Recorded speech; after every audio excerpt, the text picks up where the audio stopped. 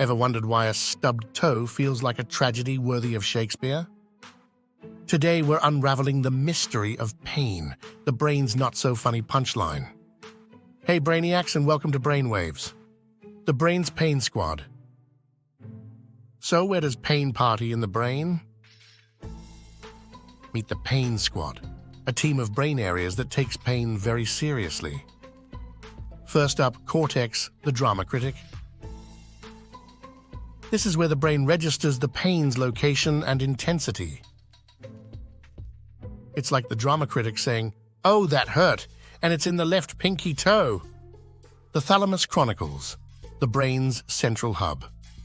The thalamus sits at the top of the brainstem, resembling a pair of egg-shaped structures.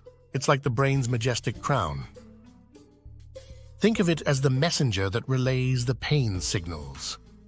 It receives sensory signals from various parts of the body, except the sense of smell, and relays them to the corresponding areas in the cerebral cortex. It's like the switchboard operator connecting calls to the right destinations. While the thalamus is primarily known for sensory relay, it also plays a role in motor control. It's like the silent partner, ensuring that the signals for movement are orchestrated smoothly. Gateway to consciousness. Virtually all sensory information, except smell, passes through the thalamus. It's like the bouncer at the brain's nightclub deciding which sensations get the VIP treatment of reaching consciousness.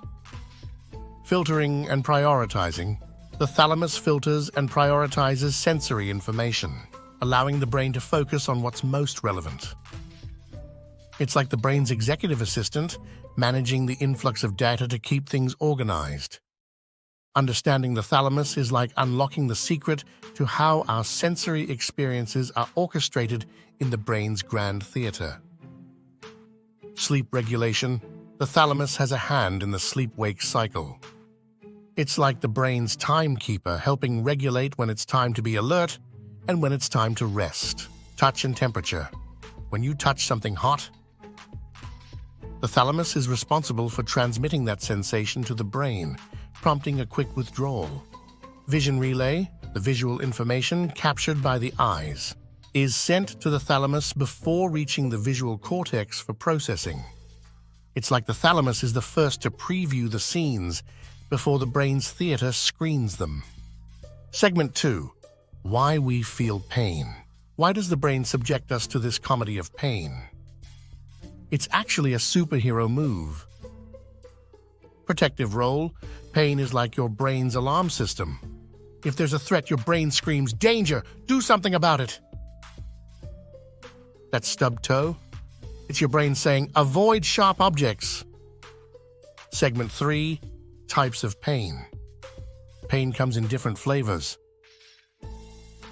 Let's dive into 2. Acute and chronic. Acute pain, the prankster. Acute pain is like the unexpected banana peel of life, catching you off guard.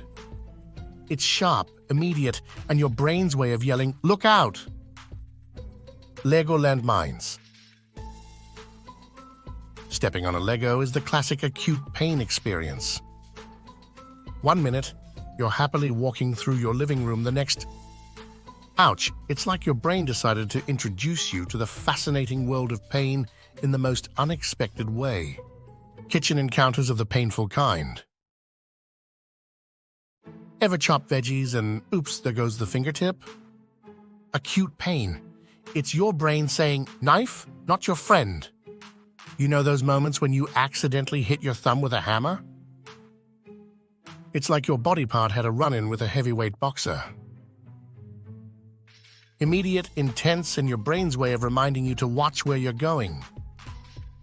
Tension, headaches. Muscles in rebellion, tension headaches. Involve the muscles around the scalp and neck contracting and causing discomfort. It's like the muscles are staging a protest against the stresses of the day. Migraines are more intricate, involving changes in the brain's blood flow, neurotransmitters like serotonin, and the activation of pain pathways. It's like the brain is caught in a neurological storm, manifesting as severe head pain. Tension headaches. Unwind and relax. Coping with tension headaches often involves relaxation techniques, stress management, and sometimes over-the-counter pain relievers. It's like giving your muscles a break and letting them unwind. Migraines, the darkroom retreat. Migraine management might include finding a quiet, dark room, taking prescribed medications, and identifying and avoiding triggers. It's like putting the brain in a retreat to weather the storm. Chronic pain, the persistent heckler. Imagine a heckler at a comedy show who just won't shut up. Chronic pain is like that, ongoing and often challenging to shut down. Segment 4, the chemical orchestra. Now let's talk about neurotransmitters, the brain's chemical rock stars. Endorphins, the stand-up heroes. These are like your brain's own stand-up comedians. They're released to dull the pain, giving you a natural high. Ever heard of a runner's high? That's endorphins doing a gig. Neurotransmitters are formed in the neurons, which are specialized cells in the nervous system. The process begins in the cell body of the neuron and then continues down the axon, a long, cable-like structure that extends from the cell body.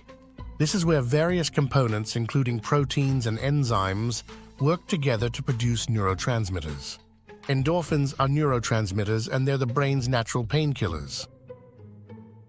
They're the ones responsible for that euphoric feeling after a good workout or a hearty laugh. Endorphins bind to the receptors in your brain, reducing the perception of pain and triggering a positive feeling. It's like the comedians have hit the stage and suddenly everything feels lighter. Serotonin, the mood stabilizer. It's not just about pain. Serotonin helps regulate your mood. Low serotonin can turn even a small inconvenience into a Shakespearean tragedy. Imagine serotonin as the princess in Rapunzel, residing high up in a tower in the brain. When the brain needs a mood boost, it sends signals to release serotonin from this tower. Serotonin doesn't just stay in the brain tower. It travels across the brain, influencing various areas. It's like a friendly tour guide, making sure everything is running smoothly. Serotonin and sunshine? Ever felt happier on a sunny day? That's partly because sunlight triggers the brain to release more serotonin. It's like the sun sending a cheerful message to the brain's tower.